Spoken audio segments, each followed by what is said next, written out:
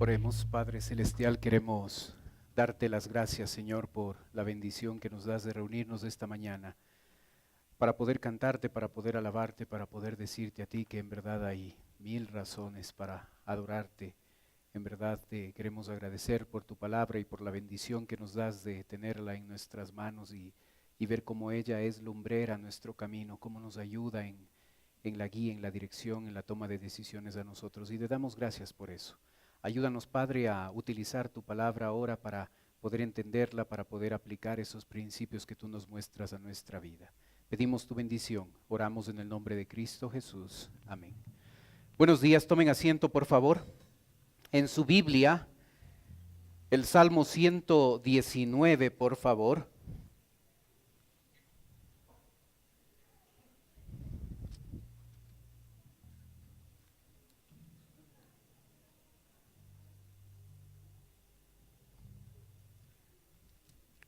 Busque el verso 97, el versículo 97, por favor, y vamos a leer el versículo en un ratito más.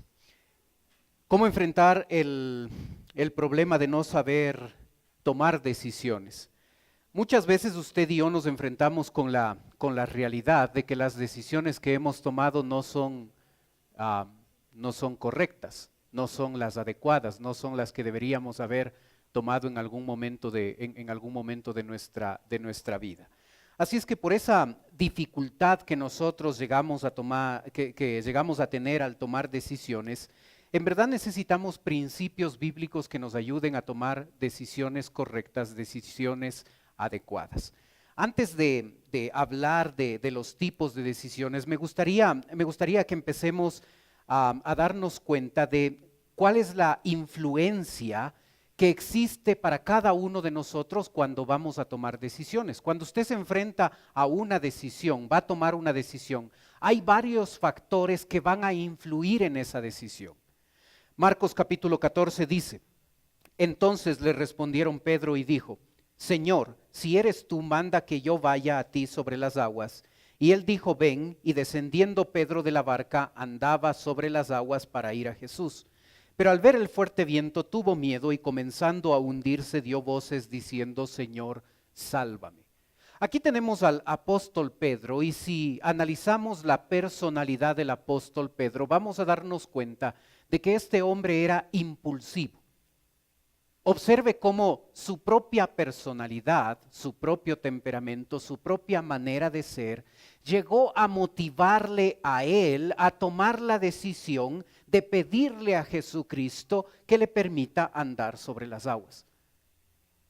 Si hubiera sido yo soy miedoso, le aseguro que no se me hubiera ocurrido, si se me hubiera ocurrido la idea, no le hubiera pedido a Jesús que me permita andar sobre las aguas. Nuestra personalidad va a afectar en la toma de decisiones. Alguien impulsivo, como el apóstol Pedro, va a hacerlo. Alguien que debía guardar silencio, habló, como el apóstol Pedro. En momentos donde debía estar callado, habló. Mi vida daré por ti.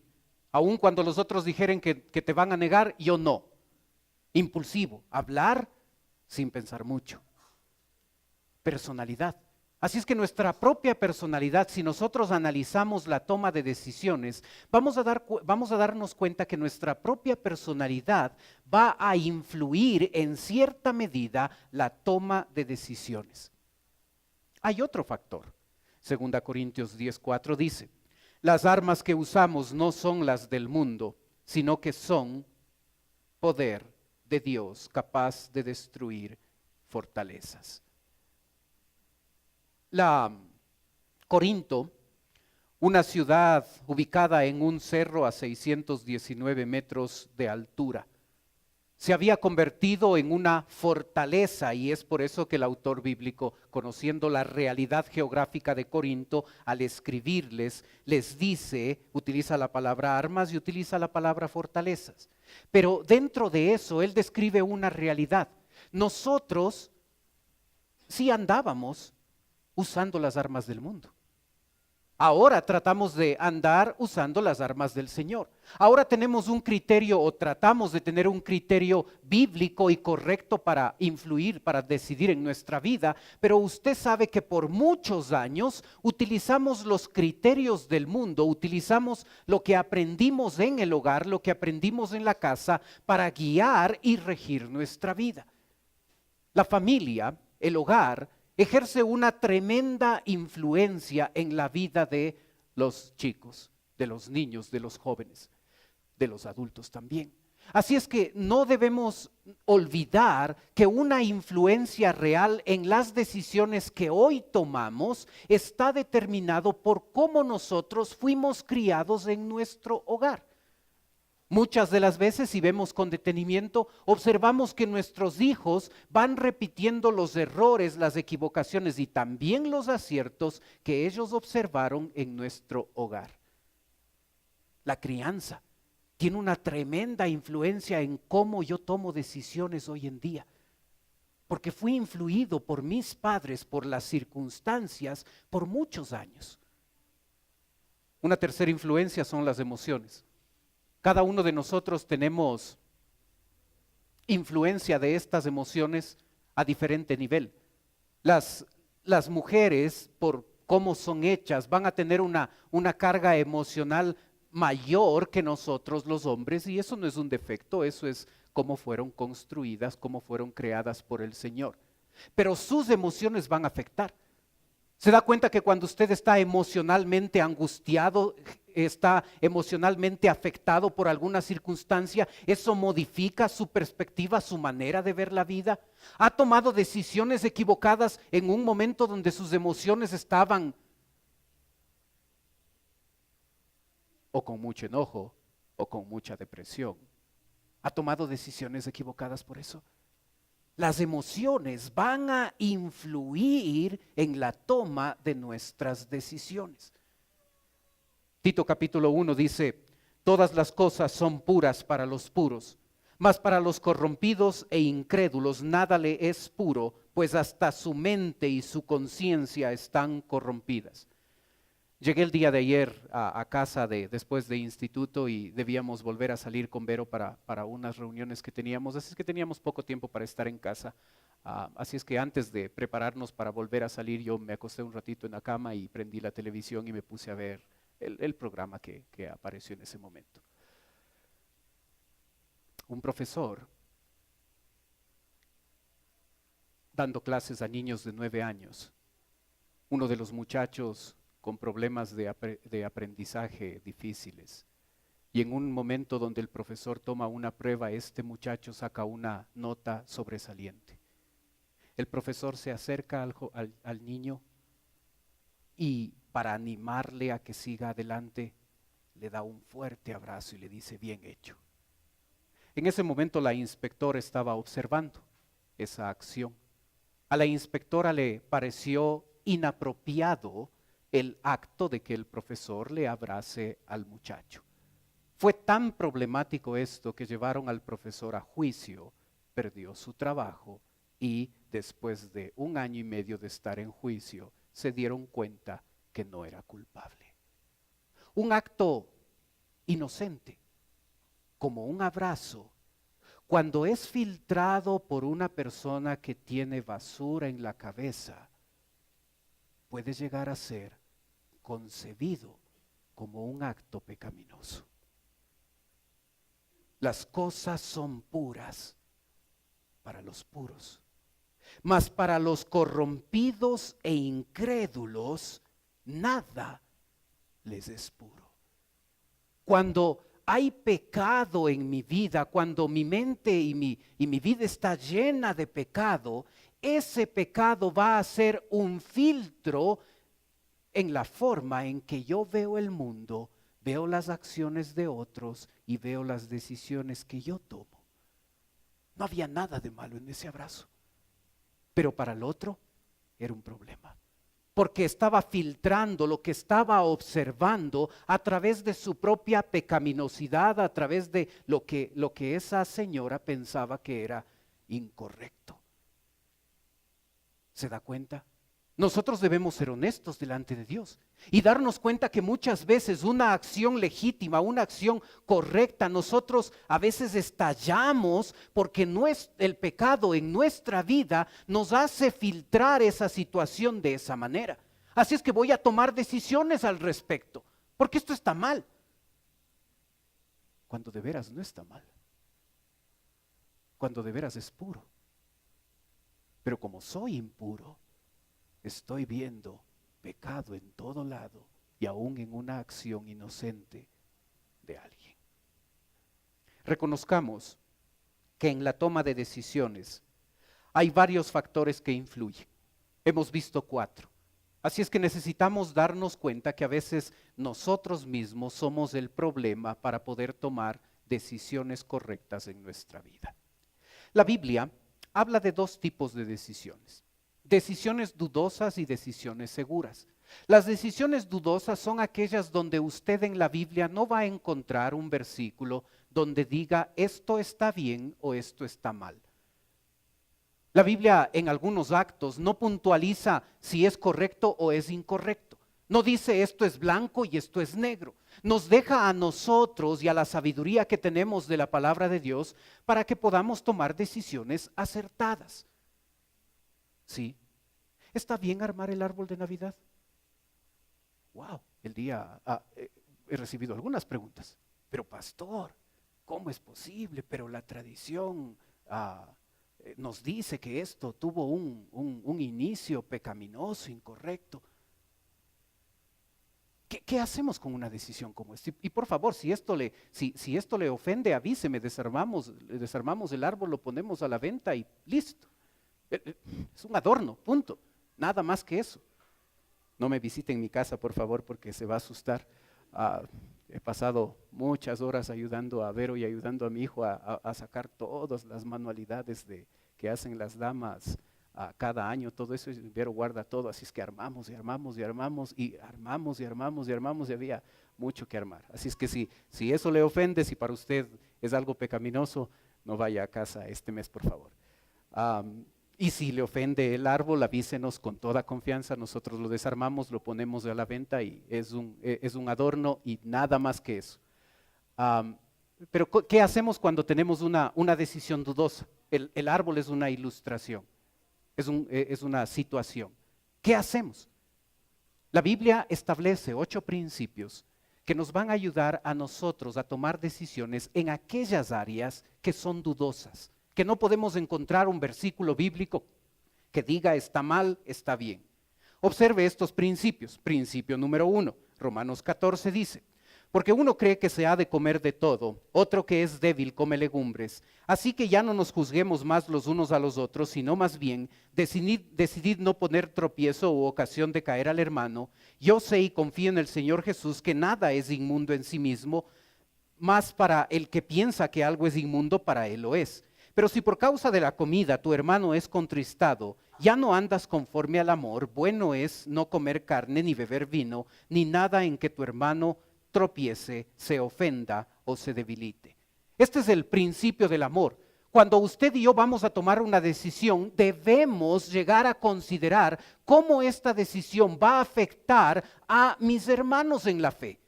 ¿Esta decisión va a hacer que mi hermano tropiece, se ofenda, se debilite? Si es así, no debo tomar la decisión. Debo ser sensible a la realidad de ellos. Este pasaje de la Biblia nos habla de una práctica allá en la vida de estos hermanos, donde la carne era llevada como un objeto para sacrificarlo ante ídolos. Y esa carne sacrificada a los ídolos en ese mismo lugar donde se adoraba, ese lugar funcionaba como una carnicería. Así es que después de ofrecer esa carne a los ídolos, se tomaba la carne y se la ponía a la venta. Algunos cristianos compraban esa carne. Pensaban, la carne no es afectada por ponerlo en los ídolos, así es que está bien comer. Otros, débiles en la fe, tenían problemas con eso. Así es que los unos a los otros estaban juzgándose y menospreciándose por ese acto de comprar carne sacrificada a los ídolos y consumirla. La carne no era afectada por los ídolos. Pero había hermanos que no tenían la suficiente madurez y perspectiva acerca del tema Para ellos sí fue ofensa. Y como era ofensa, Dios les habla, Pablo les habla a estos cristianos maduros en la fe y les dice: bueno es no comer carne ni beber vino, ni nada en que tu hermano tropiece, se ofenda o se debilite. ¿Está tomando decisiones en algún área dudosa? No se olvide considerar el principio del amor. ¿Cómo esto puede afectar la vida de otros cristianos, de otros hermanos en la fe? Un segundo principio, 1 Tesalonicenses dice: examinadlo todo, retened lo bueno, absteneos de toda especie de mal. Aquí no dice absteneos de todo mal, dice absteneos de toda especie de mal. Si algo es malo, uno sabe que debe abstenerse, pero si algo tiene la apariencia de malo, también debo abstenerme. Este se llama el principio de abstenerse de toda especie de mal. Si usted tiene dudas en cuanto a la decisión que va a tomar, si en su propio corazón, si en su propia vida usted ya tiene dudas de esto, como que no estoy muy seguro si está bien o está mal, no tome una decisión así. La siguiente, 1 Corintios 10 dice: si pues coméis o bebéis o hacéis otra cosa, hacedlo todo para la gloria de Dios. No seáis tropiezo ni a judíos, ni a gentiles, ni a la iglesia de Dios, como también yo en todas las cosas agrado a todos, no procurando mi propio beneficio, sino el de muchos, para que sean salvos.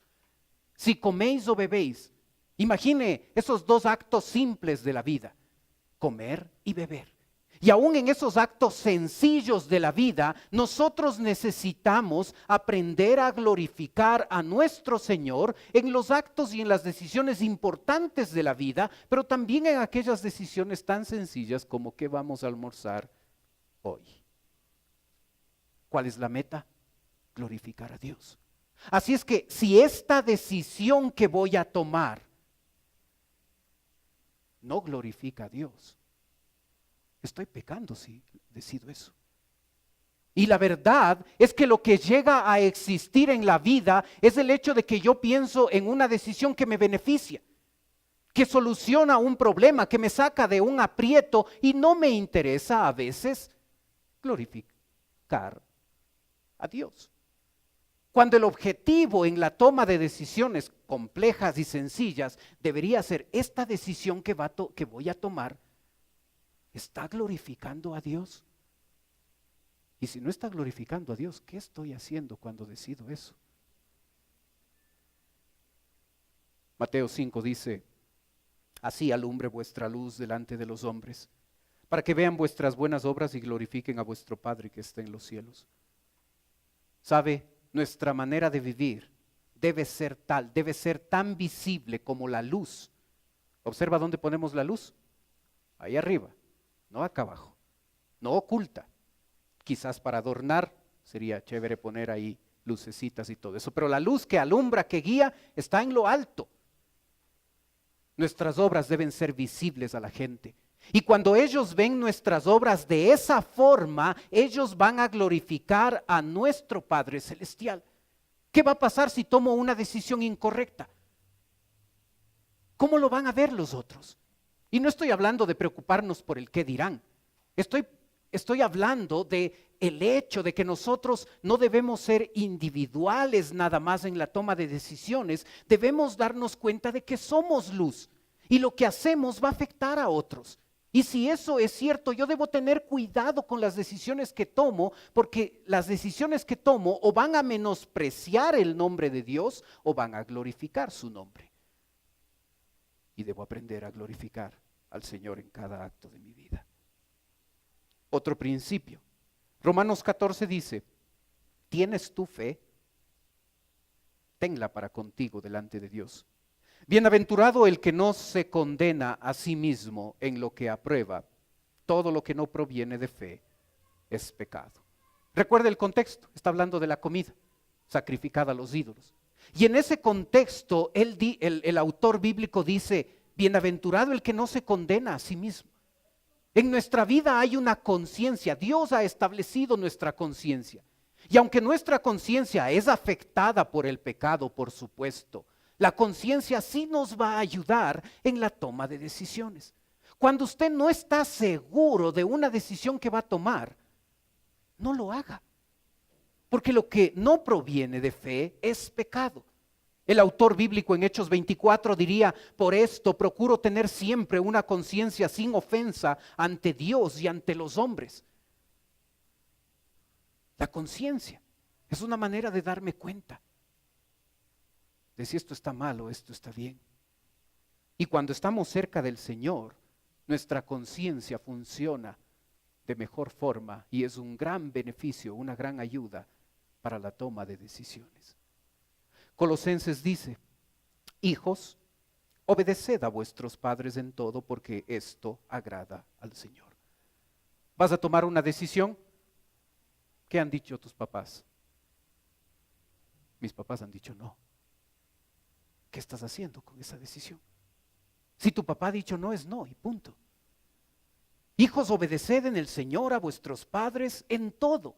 No en lo que te parece, no en lo que ellos están al día, no en lo que sí te gusta. Los hijos están puestos bajo la autoridad de los padres, siempre estamos bajo autoridad.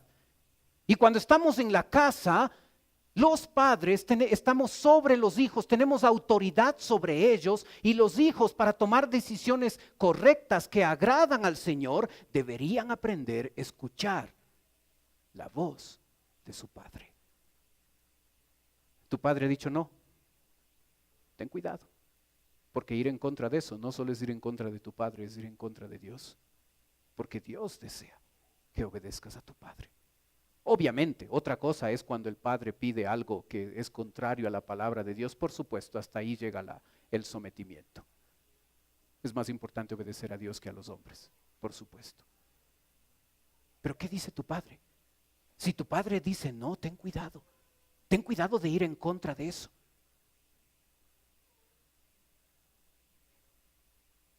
Primera Corintios 10 dice: todo me es lícito, pero no todo conviene. Todo me es lícito, pero no todo edifica. Sabes, tú puedes tomar la decisión que tú quieras. Tenemos esa libertad con Dios. Algunas decisiones nos van a meter en problemas, otras no. Debemos tomar decisiones basado también en este principio de edificación. ¿Esta decisión va a construir mi vida? ¿Va a construir mi familia? ¿Va a construir la vida de mi esposa, de mis hijos? ¿Va a construir mi existencia aquí? ¿O va a destruir? Así es que no es tomar decisiones por tomar decisiones, cualquiera puede hacer eso.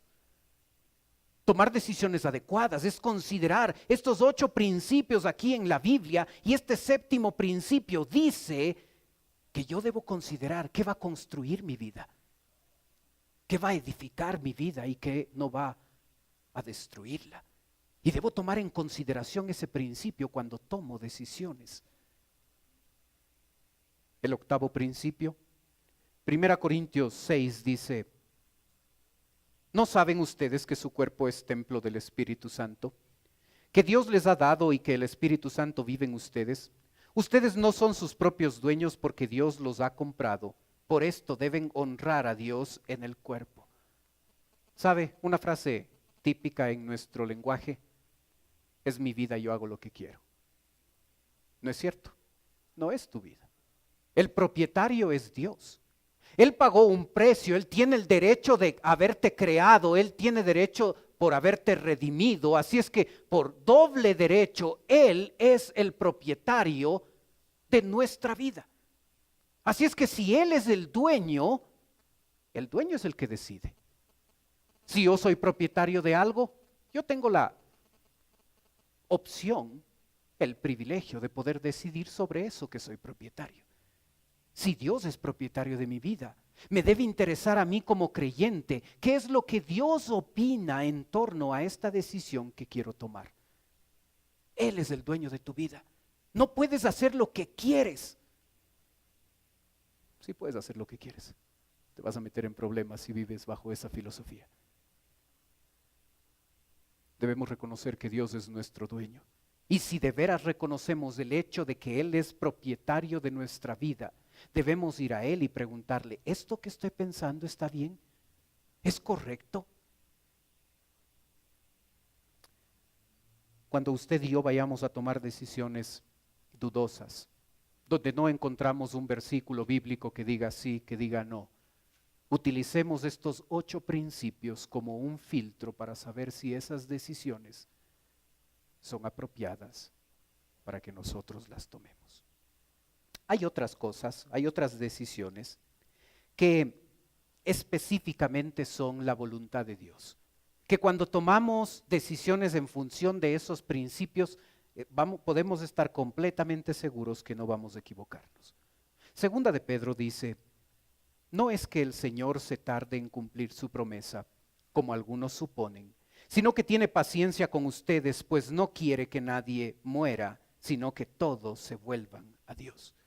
Es el deseo de Dios, es la voluntad de Dios que toda persona llegue a conocer de Cristo como Salvador personal.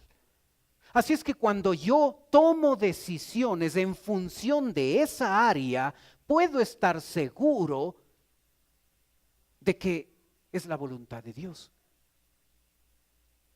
Yo no le pregunto a Dios, Señor, ¿es tu voluntad que mi padre se salve? Ya lo sé, es la voluntad de mi Padre, que mi Padre se salve. Así es que todas las decisiones que tome en torno a que otras personas se salven son correctas porque esa es la voluntad de Dios. Así es que puedo decidir con toda confianza, con toda seguridad, convertirme en una persona de testimonio, una persona que evangeliza, porque esa es la voluntad de Dios. Así es que no se pregunte, ¿Dios querrá que yo evangelice? Porque la respuesta es sí. Es su voluntad que hagamos eso. Primera Tesalonicenses 5 dice, dad gracias en todo porque esta es la voluntad de Dios. ¿Es usted agradecido con el Señor? Aquí dice, dad gracias en todo. Dad gracias en todo. La Biblia habla en Romanos capítulo 1 que una característica del incrédulo es ser malagradecido. Dad gracias en todo.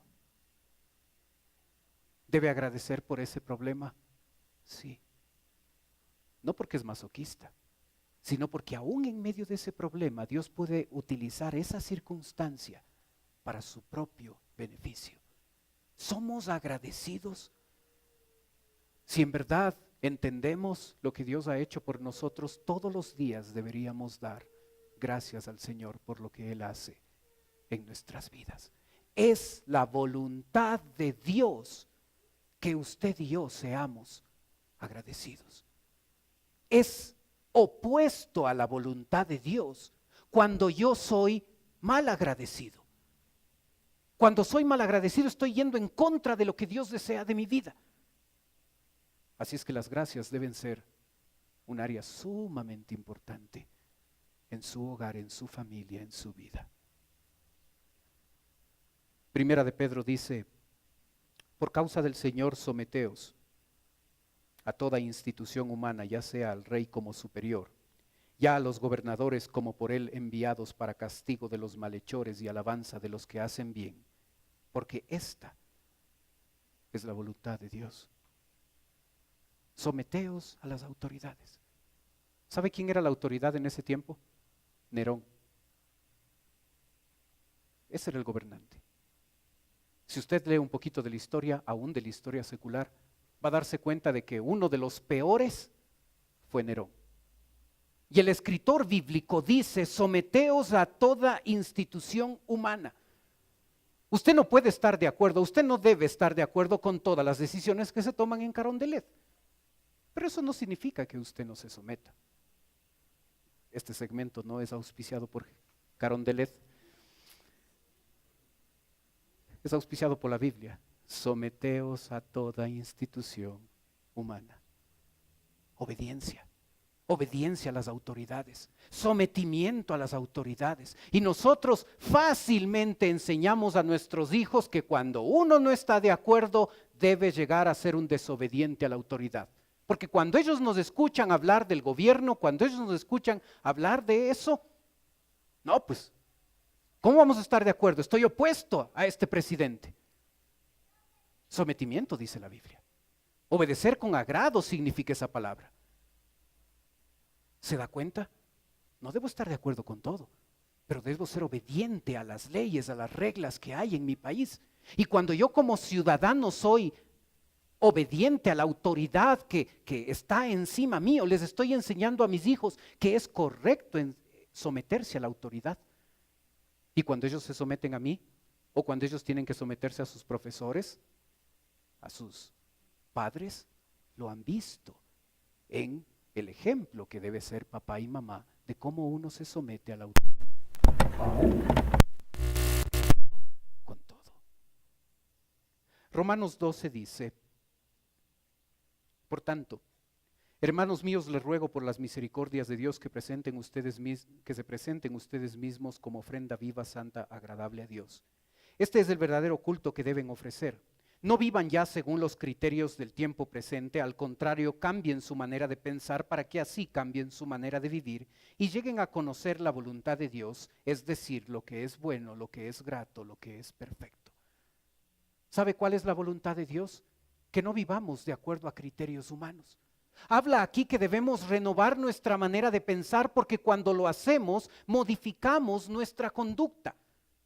¿Sabe? Muchas veces nos enfocamos en tratar de modificar nuestro comportamiento, cuando eso no es correcto. Nuestro comportamiento es el resultado de nuestra manera de pensar. Así es que si actúo de manera inadecuada en un área de mi vida, el problema en sí no es la acción, no es la conducta, el problema es lo que pienso acerca de eso. Si pienso que mentir está mal, voy a mentir. Si pienso que robar está mal, voy a robar. Si pienso esto o aquello, eso voy a hacer. Así es que por eso el autor bíblico está enfatizando tanto, no la conducta en sí, sino el hecho de renovar nuestra manera de pensar. Y cuando lo hago, voy a estar haciendo la voluntad del Señor. ¿Está usted renovando su manera de pensar? Esa es la voluntad del Señor. Si no lo hace, está yendo en contra de la voluntad del Señor. Observe el siguiente.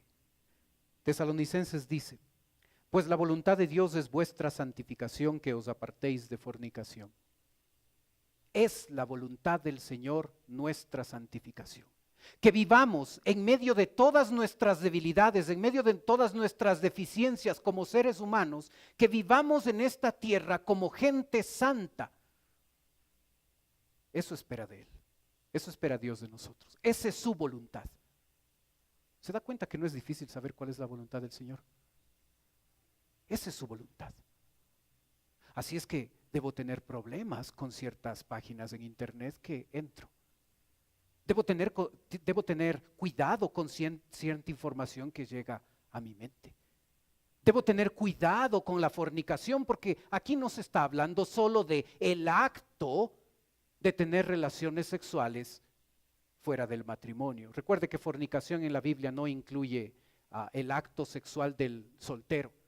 La palabra fornicación se utiliza de manera intercambiable en la Biblia, así es que está hablando de relaciones ilegítimas de solteros y de casados.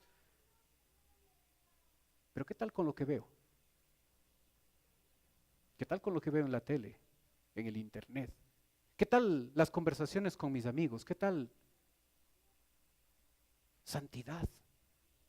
Santidad. ¿Cómo observo al sexo opuesto? Hombres, ¿cómo miramos el sexo opuesto? Y allá en el mundo se visten como no deberían hacerlo. Y a veces ese es un problema de gente cristiana también, que se viste el día domingo de manera adecuada, pero de lunes a sábado su vestimenta es diferente. Así es que recuerde un detalle: a santidad nos ha llamado el Señor. Esa es la voluntad de Dios. Así es que si no estoy viviendo de manera santa, no importa cuáles sean las excusas y los pretextos que tenga para justificar mi manera de comportarme, puedo estar completamente seguro que si no estoy viviendo de manera santa, estoy viviendo como una persona que vive en contra de la voluntad de Dios.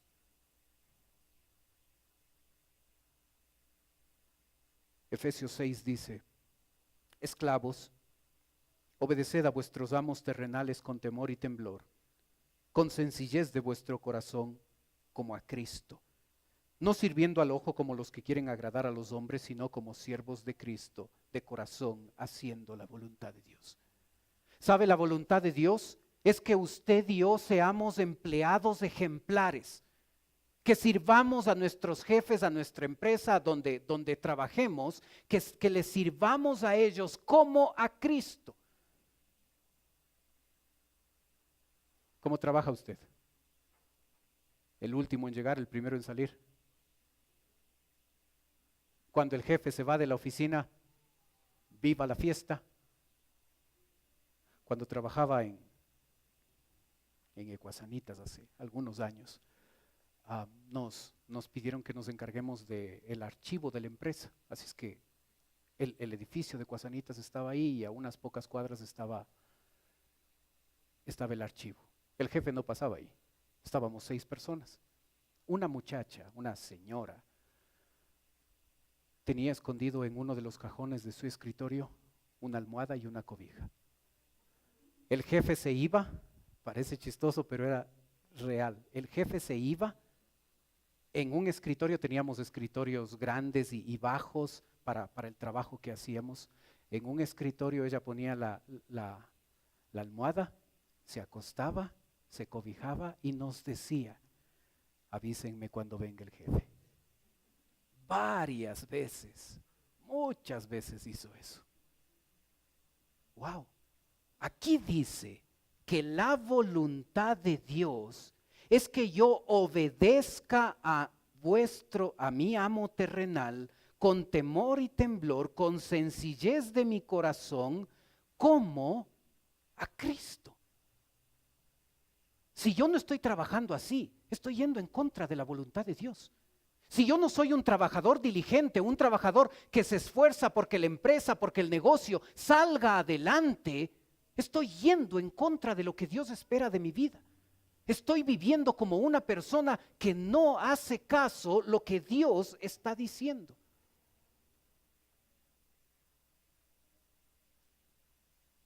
¿Está invirtiendo tiempo y recursos para que gente se salve? Si no lo está haciendo, está yendo en contra de Dios. ¿Está siendo agradecido en cada acto de su vida? Si no lo está haciendo, está yendo en contra de Dios. ¿Está sometiéndose a las autoridades? Aun cuando usted no votó, aun cuando usted esté en desacuerdo. Si no hay sumisión, está yéndose en contra de lo que Dios desea. ¿Está dejando de conformarse al mundo y renovando su manera de pensar? Si no lo hace, está yendo en contra de Dios. ¿Hay santidad en su vida? Si no lo hace, está yendo en contra de Dios. ¿Hay un servicio a su jefe de corazón como para Cristo? Si no lo está haciendo, está yendo en contra del Señor. ¿Cuál es la clave en la toma de decisiones? El Salmo 119, versículo 97. Todo era introducción. El Salmo 119, 97 dice: oh, cuánto amo yo tu ley.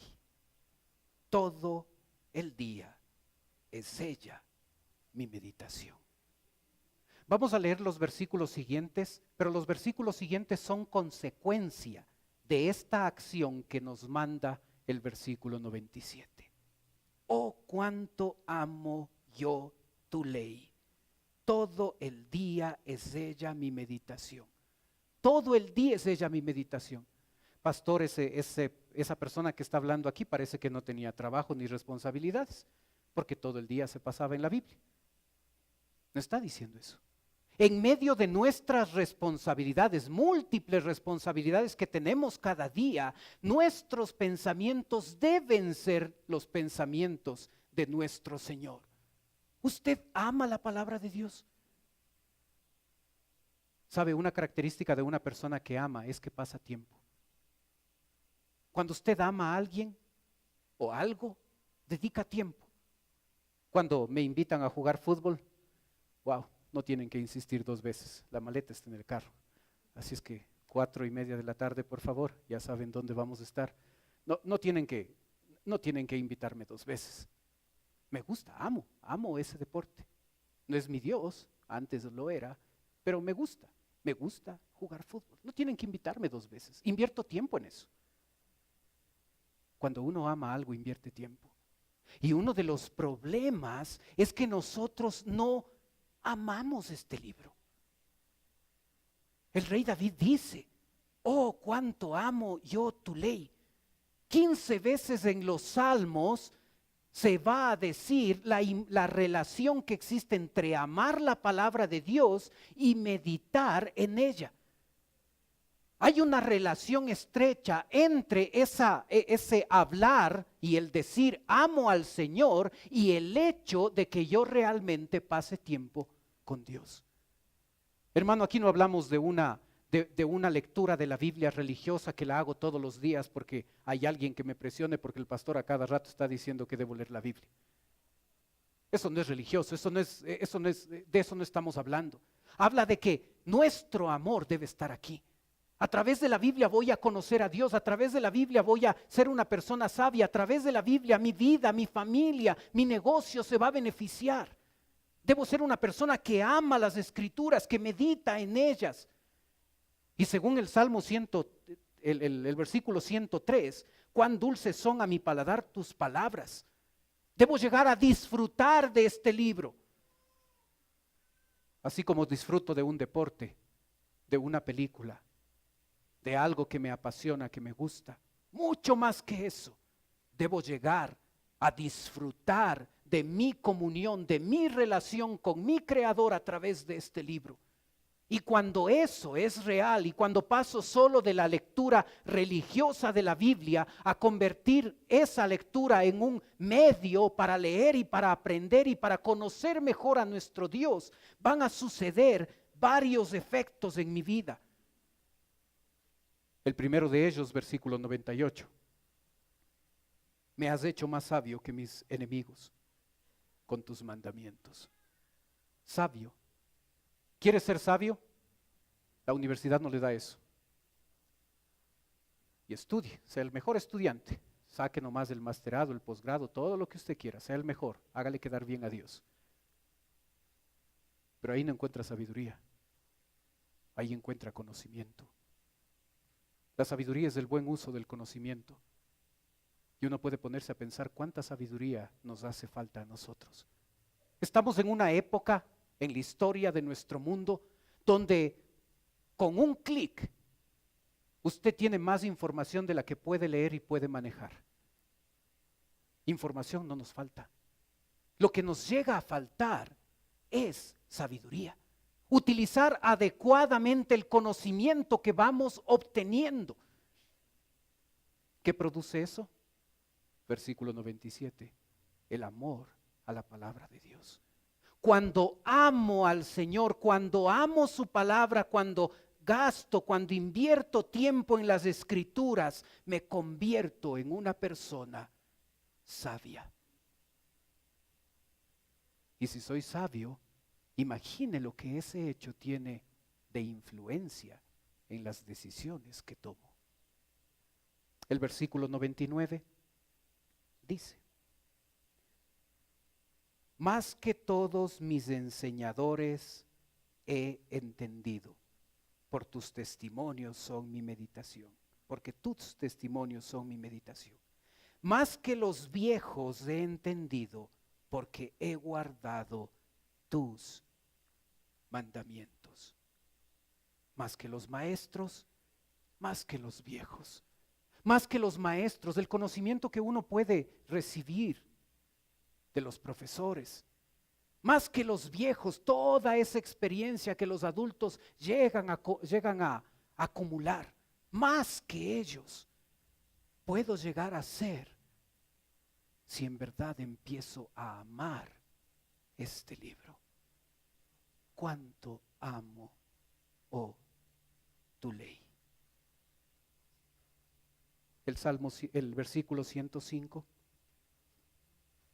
Lámpara es a mis pies tu palabra y lumbrera a mi camino. La Biblia es una lámpara que apunta a nuestros pies. No apunta a todos estos años que vamos a vivir en esta tierra. Apunta a los pies. Me va a dar la suficiente luz para saber la próxima decisión que debo tomar. Me va a dar suficiente luz para poder dar el siguiente paso en mi vida. Pero nunca este libro va a ser lámpara a mis pies si yo no lo amo. Porque si no amo la Biblia, en la práctica, no necesito lo que Dios quiera decirme a través de las Escrituras. Yo puedo decidir lo que yo quiera. No necesito ir a la palabra de Dios para saber qué es lo que Dios opina al respecto. Yo soy lo suficientemente inteligente. Dios ganó cuando me salvó a mí, porque soy lo suficientemente capaz para tomar mis propias decisiones. Así es que, Señor, por favor, de mí no te preocupes, preocúpate del resto. De mí no, conmigo ganaste. Así es que son mis opiniones las que llego a amar. Son mi manera de pensar lo que llego a amar. Y en función de eso tomo mis decisiones cada día. Pero cuando amo este libro, me va a interesar cada día, en lo sencillo y en lo complejo, buscar a mi Señor para saber qué es lo que debo decidir. Y cuando hago eso, en la práctica, estoy convirtiendo a la Biblia en mi lámpara para mis pies. Tomar decisiones correctas, buenos principios ahí. Lo esencial, amar la palabra de Dios, para que de esa forma yo pueda ser sabio, más que un maestro, que un anciano, porque este libro me da una sabiduría que no la encuentro en la universidad, ni en la experiencia de la vida. Y cuando soy sabio, mis decisiones y mi vida van a ser diferentes. Oremos. Padre Celestial, Señor, queremos darte gracias por tu palabra. Padre, gracias por todos los principios que estableces tú en la Biblia para que podamos tomar decisiones adecuadas. Ayúdanos a darnos cuenta que a veces nuestra personalidad, nuestra manera en que fuimos criados, nuestras emociones y el pecado en nuestra vida tienen tal influencia en nosotros y nos hacen tomar decisiones incorrectas, equivocadas. Gracias, Padre, porque en tu palabra tú has establecido esos 8 principios cuando estamos tomando decisiones donde no encontramos un versículo que diga está bien, está mal. Ayúdanos a no comer carne, ni vino, ni nada que haga que nuestro hermano tropiece, se ofenda o se debilite. Ayúdanos a ser sensibles a las necesidades de otros cuando tomamos decisiones. Ayúdanos a abstenernos de toda especie de mal. Ayúdanos a glorificarte en todo. Ayúdanos a ser esa luz visible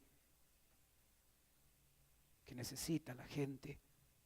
Ayúdanos a tomar en cuenta nuestra conciencia. Ayúdanos a ser obedientes a nuestros padres. Ayúdanos a utilizar el criterio de edificación para tomar decisiones. Ayúdanos a darnos cuenta que no es nuestra vida, es tu propiedad. Ayúdanos a reconocerlo cada vez que decidimos. Señor, hay otras cosas que puntualmente tú esperas de nosotros. Señor, es tu voluntad que nosotros evangelicemos. Ayúdanos a hacerlo. Es tu voluntad que seamos agradecidos. Es tu voluntad que obedezcamos a las autoridades. Es tu voluntad que dejemos de conformarnos al mundo y renovemos nuestra manera de pensar. Es tu voluntad que vivamos de manera santa, apartados de fornicación. Es tu voluntad que sirvamos a nuestros jefes con temor y temblor como a Cristo.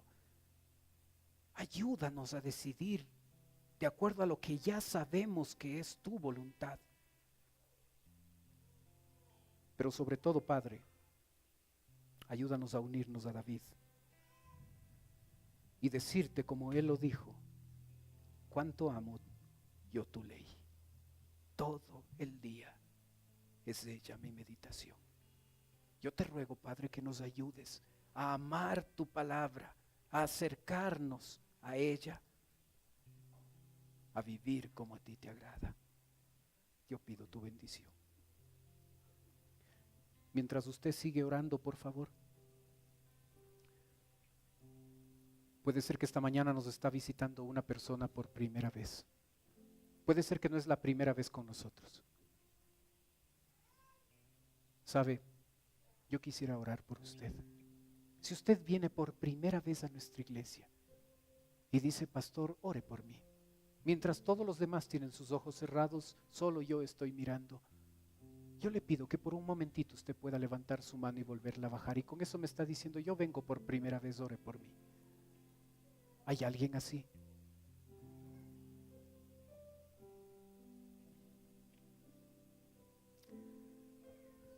Padre Celestial,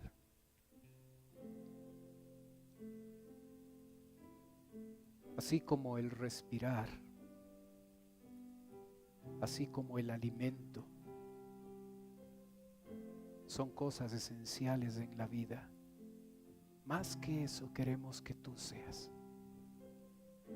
Tú eres nuestro respirar, tú vives en nosotros, tú eres nuestro pan, tú eres nuestro alimento, tú eres todo lo que necesitamos, Señor.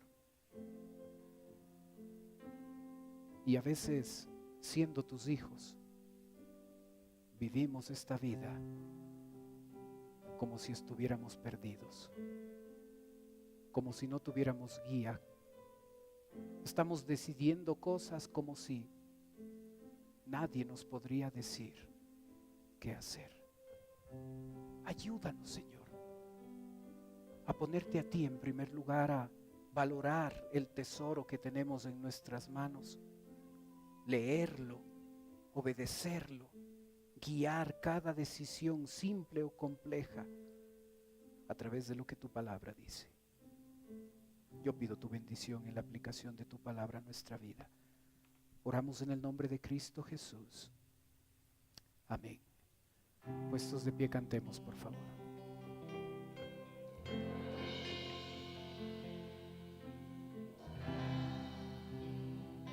Tú eres mi respirar,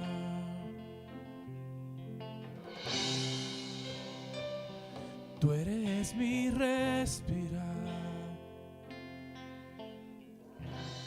Dios, tu presencia vive en mí. Tú eres mi pan, Señor. Tú eres mi pan, Señor. Dios, tus palabras son para mí. Y yo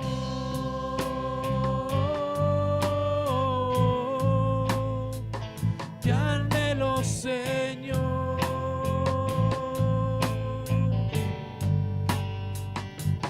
Yo estoy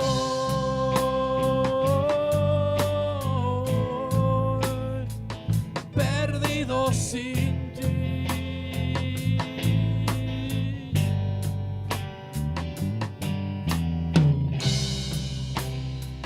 Tú eres mi respirar, tú eres mi respirar. Dios, tu presencia vive en mí. Tú eres mi pan, Señor.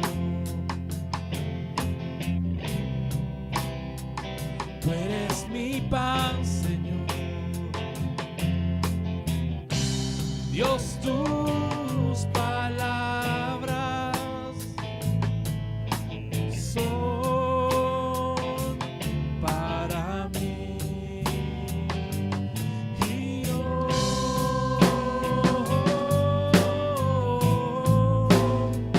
te anhelo, Señor.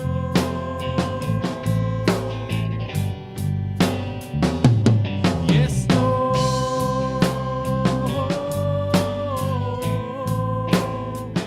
perdido sin ti. Y yo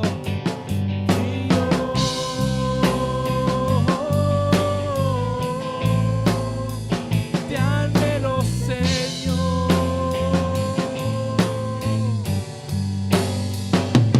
Y estoy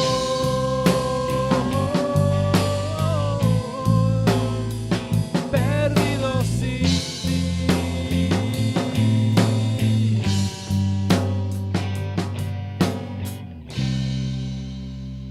Tú eres mi respirar.